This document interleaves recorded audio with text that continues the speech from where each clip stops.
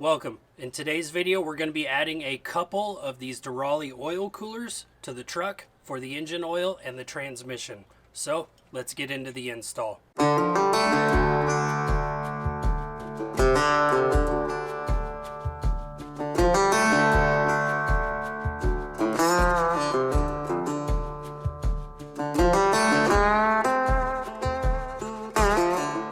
So this is my plan with the coolers. I'm gonna run both of them in the front like this. I was planning on running them on the side, but this header panel would be blocking the airflow, and these things are massive. So I figured bigger coolers will give us more fluid capacity. So, you know, more capacity means a cooler motor. Plus, having them in the front like that, driving, will be pushing air into them, along with these being pusher fans, and then the mechanical fan pulling air through everything. And then having the lines not being in the radiator at all into these coolers should just have the whole radiator just for cooling the coolant for the motor. So I'm gonna mark out the holes to drill to mount these two coolers, and then from there we'll keep going.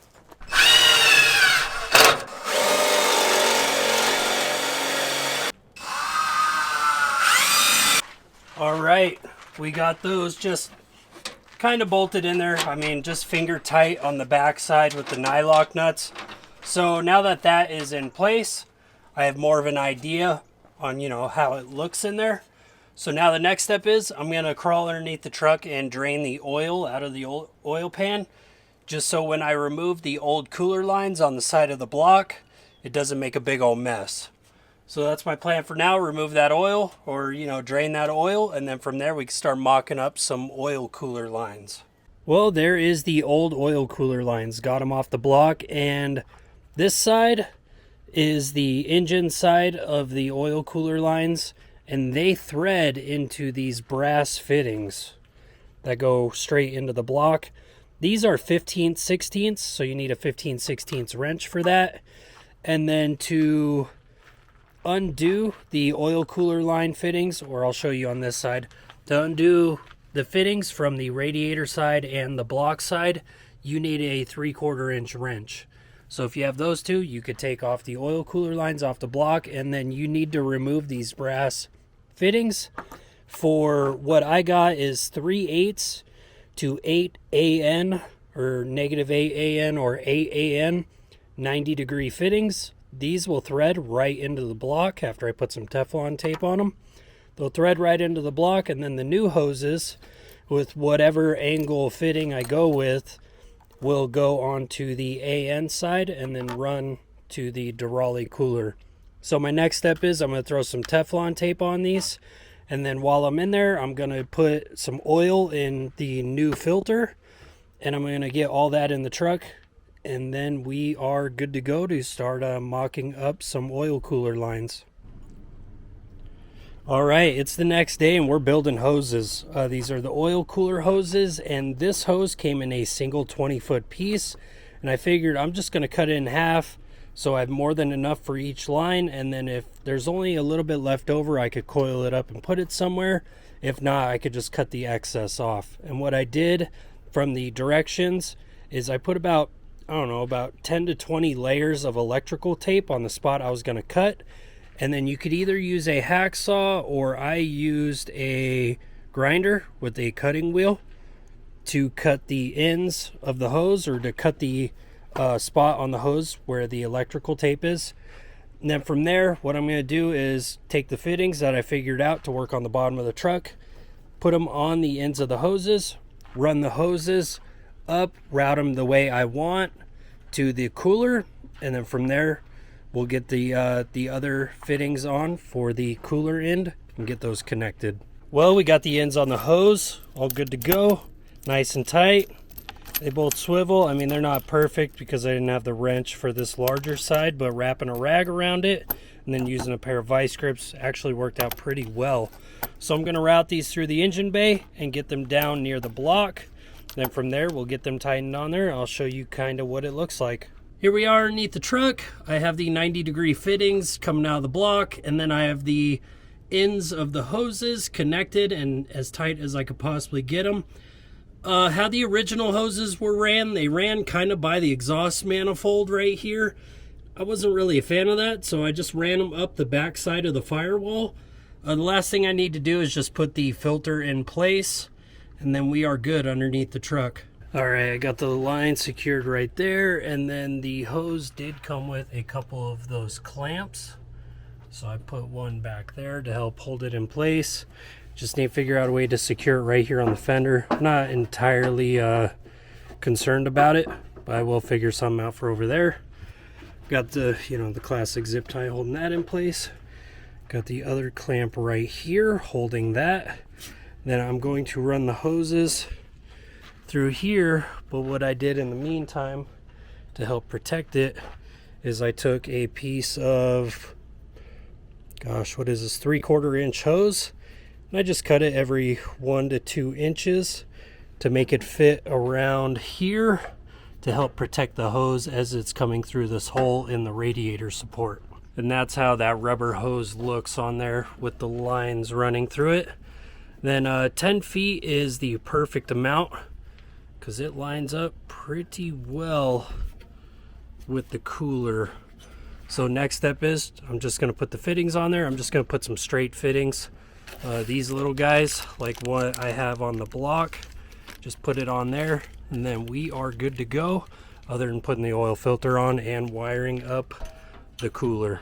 All right, got a fresh filter in there and the lines connected fully. Everything is tight and good to go. The last step is I'm going to wire in the fan, figure out a good spot to run the wires for the fan for the transmission and the engine oil. Then I'm going to run it over to the co-light switch panel, the relay setup. These coolers, the fans on the coolers pull a little bit over 5 amps. So I'm going to hook each one up to its own individual 10 amp relay, which is the smallest, and it should be more than enough to power these. All right, with the engine cooler done fully, this is where I'm at with the trans cooler setup. I decided to leave the hose that goes into the radiator there, so the transmission will be cooled twice as much from the radiator and then the Derale external cooler. So I left the inlet to the radiator. The outlet, I ran a hose off of the bottom. I used a little pipe cutter to cut a good amount of it. Then I hose clamped some of that hose to it and ran it around up here. It's just in place right here for now until I get the cooler. And that's going to run into the top of the cooler, through it, and then to the outlet, running back through the hole and back down and to the hard line. I have a bunch of hose clamps just holding these on for now. This is temporary till I could get a flexible AN hose setup, just like the engine cooler. I just need to find out about what fittings go into the transmission, so then I can make it clean. Whatever 1/4 inch, 1/2 inch, 3/8, whatever that size is for the 700 R4 transmission. So if you happen to know the inlet and outlet sizes, comment down below and let me know about that. But this is just temporary for now till I get that figured out, then I can run those lines. But we are good to go at the moment. I'm just going to wait until the cooler gets delivered. Then from there, the wiring's there, the hoses are there. All I need to do is bolt it up, connect the wiring, connect the hoses, run it just for a minute just to see how much fluid it takes, and then top it off with fluid, and we're done. Well, we got the transmission cooler in last night, and I got it wired up the rest of the way. Got it bolted up there in the middle, got it fully wired into the pigtail that I had hanging, and hooked up the lines, and it works perfect. So everything is good now. It took about an extra, I want to say about quart and a half of transmission fluid to fill this, so that extra fluid will help keep it cool also. So the last step is, let's just put the grill on and we are done. All right, climbing into the truck now. Go into the switch panel. Let's turn on these fans. There's the first one. There's the second one. Let's go check them out. All right, they are kind of loud on the front of the vehicle, but with the truck idling, you don't really hear it at all, to be honest. So it's not extremely loud. I think just sitting at a stop like this with the vehicle off, it could be a little bit too loud. But while the truck is running and driving, I've had zero issues with it, and I don't even hear it. All right, let's go cut them off. There's just the power switch, and they are off. As you can see, the front grille is installed.